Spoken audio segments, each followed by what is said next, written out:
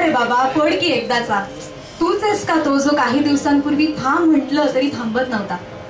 नवरा बघा काही दिवसांसाठी परदेशात गेल्यानंतर ती कशी झुरलेली दिसायला लागते ना, तसं पावसाळ्यात काही दिवस पाऊस नाही ना पडला तर सृष्टी दिसायला लागते. काहीतरी लुटूपुटीची भांडणं करायची आणि मग मी पहिल्यांदा का तू पहिल्यांदा असा एक अहंकार पाऊस आणि सृष्टी यांच्या आड येतो.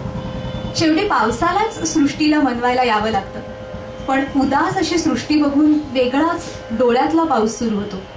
आणि मग कवी विवेक दसरे म्हणतात ना, तसंच म्हणावंसं वाटतं. त्यांचे शब्द असे आहेत, झुरून झुरून आकाशदीप, झुरून झुरून आकाशदीप विझू विझू झाले, उदास आर्त श्रांत डोळे भिजू भिजू झाले.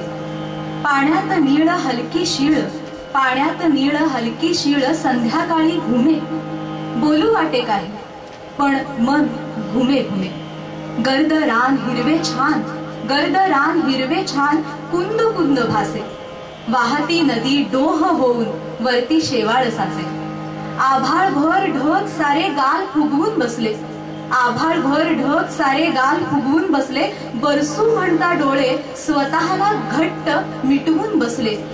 झुरून झुरून आकाशदीप विझू विझू झाले, उदास आर्त श्रांत डोळे भिजू भिजू झाले. आपल्या समोर सादर करतायत कवी स्वतःच विवेक दसरे.